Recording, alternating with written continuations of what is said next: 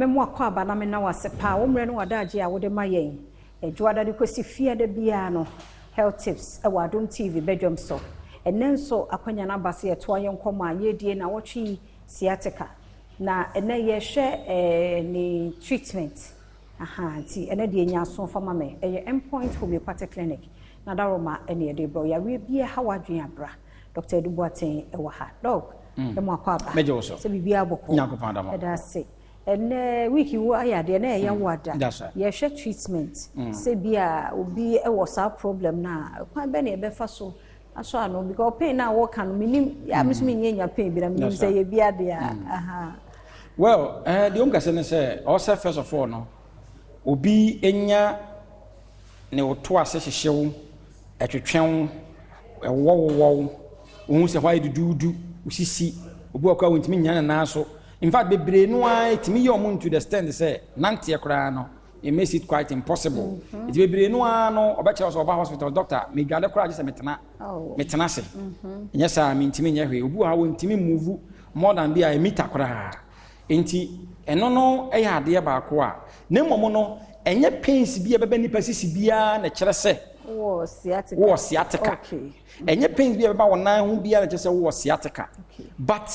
eno ntinu pese ye treatment na ase wose utimi hunu oye check etimi identify se anye bia no sa sciatic nerve no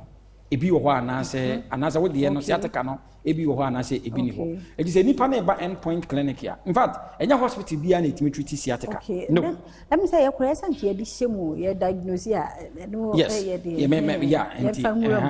enti nya hospital bia na etimi ehunu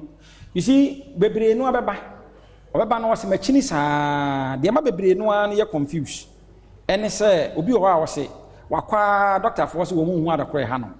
enti bebre no ade agi se eye spiritual if you say obebu san se de na wo ye ya ohun se yesi ye hu adakore no obeka che se o nikotwa x-ray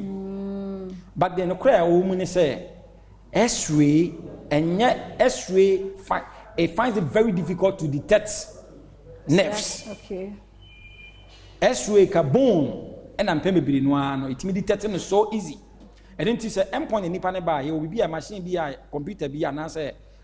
scan machine bia fe say radionic and radionic is able to identify the kind of nerves here e wo say the kind from the beginning you different types of nerves do you need to identify the nerves no what problem no and the property what problem na answer wetin to ase and then no ba say endpoint nipa ne ba yetimi the machine no etimi detect ehunu say eye sciatic nerve no na anya problem ana eti we identify say ade ni bia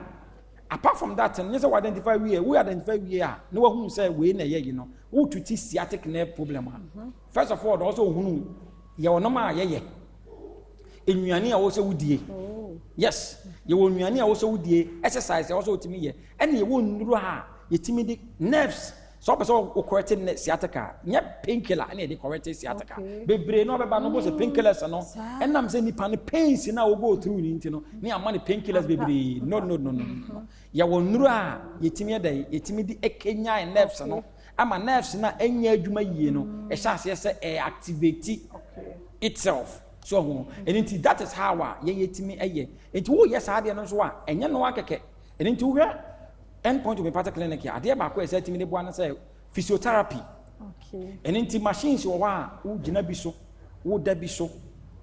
eni nnuane a wo se wo die nyina no ya ade a ne nyina ka ho ene boa ema obi a wo sciatica no etimi ye de etimi efiri ho enti endpoint mi hwe etimi tu ase ekora ema ne efiri ho your number no 0244 86 70 68 endpoint clinic number no 0244 86